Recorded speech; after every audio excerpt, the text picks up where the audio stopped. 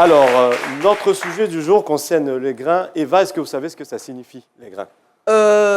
Oui et non. Enfin, j'ai ma petite idée. Alors, Il n'y a pas de souci. Je vous propose cet élément et on en parle juste après.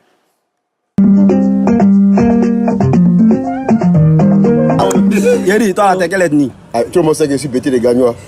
Et toi? Je suis baoulé de Yamoussoukro. Le voleur, quoi. Comment? Le premier président de la Côte d'Ivoire s'appelle comment? C'est fait ou faux, boy. Ok. Oui. En 1939, est-ce que vous savez que Yamoussoukro était Guinwa et puis Guinwa était Yamoussoukro? Comment ça? Là, je t'explique. Le président Foué, il est parti à Guinwa. Il a vu qu'il y avait 700 tonnes d'or dans le sous-sol de Guinwa. Tout le monde dormait à 1h là, il est parti. Il dit, Guinwa ici. Yamoussoukro ici, il est dans ce sous-sol-là, avec 2 côtes. Il a tiré, et puis il a échangé les villes là. Il dit, ça va tomber dans ses yeux comme ça. Pouh! C'est maintenant, il a envoyé Guinwa à Yamoussoukro. Après ça, vous les baoulez là, vous êtes là, on est ri. Vous êtes des voleurs? C'est Guinwa qui est là. Petit, t'as quel âge? J'ai 20 ans, mon vieux, quoi. T'as 20 ans. Faut apprendre à respecter tes aînés. Non, bon, c'est ça, il ne parle plus.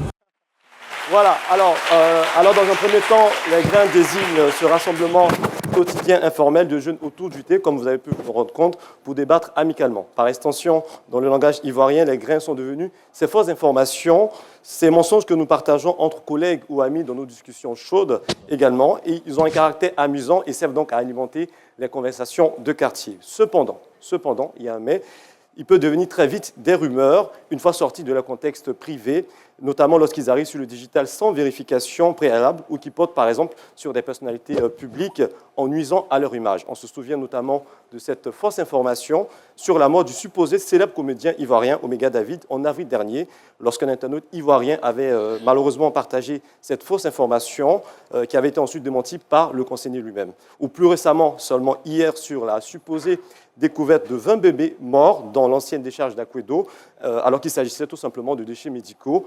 Et donc, communiqué qui s'en est suivi notamment du procureur de la République pour démentir tout ça. Ah oui, on va s'arrêter une minute sur cette fake news.